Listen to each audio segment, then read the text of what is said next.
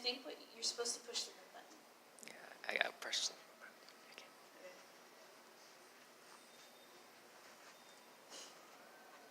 Okay. So we've all felt stress before. We know that tight kind of tensionous feeling that we get in our chest. But not a lot of people know this, but if that stress feeling lasts more than 2 weeks, it's actually categorized and defined as clinical depression. So the whole reason why I'm here in front of you is because I am an extremely stressed out student. We're all stressed out students. And we're always busy rushing place to place to get to our classes, to get our schedule right, to get homework in. We often, more times than not, forget to take care of ourselves. And high levels of stress can actually end up causing a person to have an irregular eating schedule, to have a messed up sleeping schedule, or to develop clinical depression to the point where they might actually end up taking their lives.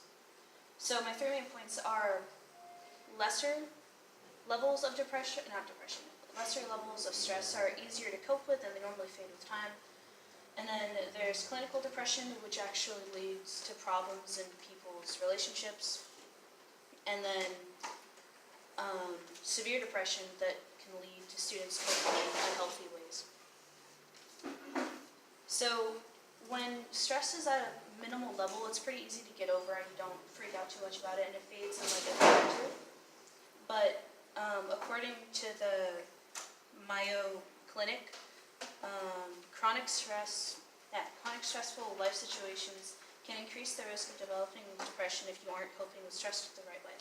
So stress has side effects just like everything. One of the side effects is poor sleeping schedule. So if you're not getting enough sleep, you're obviously going to be cranky, you're going to be moody, you're not going to feel too good.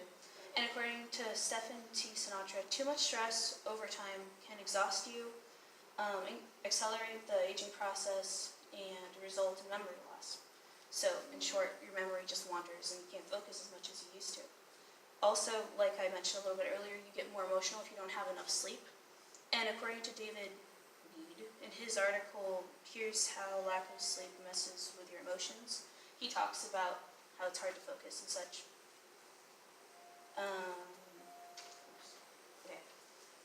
Less sleep means that your reaction to things are way slower than it should be, and also your body's literally getting drained because you're not getting the amount of rest that you need.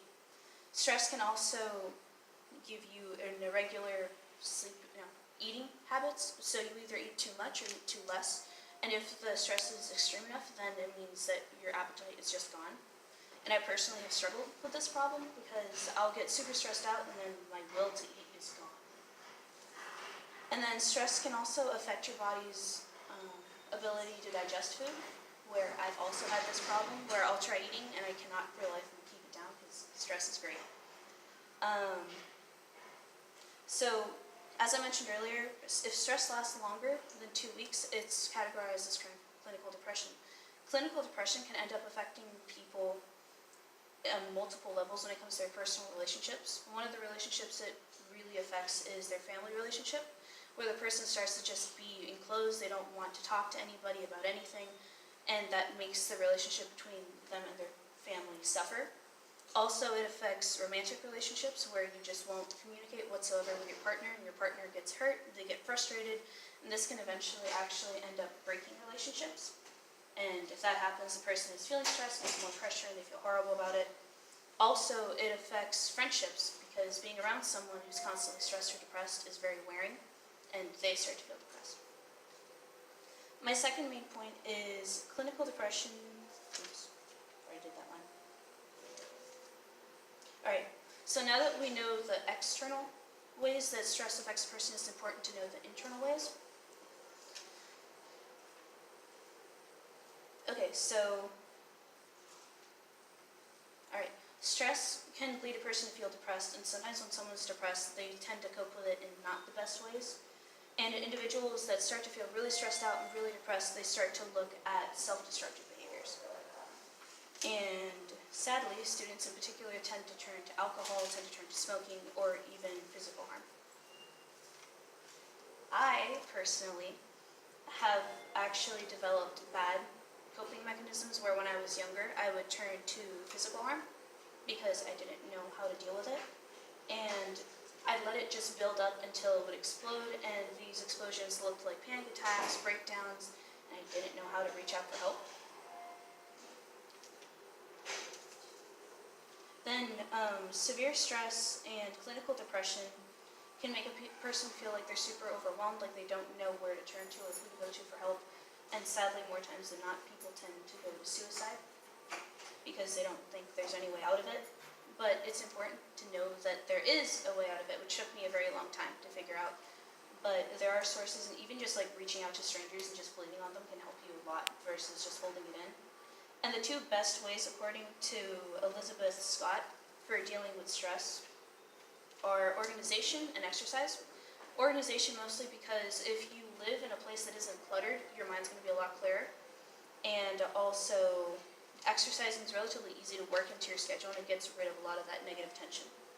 So, to wrap things up, high stress can make a person not eat very well, messes up their sleep schedule, and also it can lead them to have depression that in extreme cases can lead a person to killing themselves. And to recap my 3 main points, lesser stress is manageable and you can get over it within like a couple days.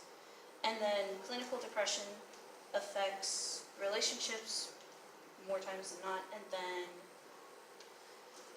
stress and depression can lead a person to take things out and cope on like a very negative scale, or very negative way.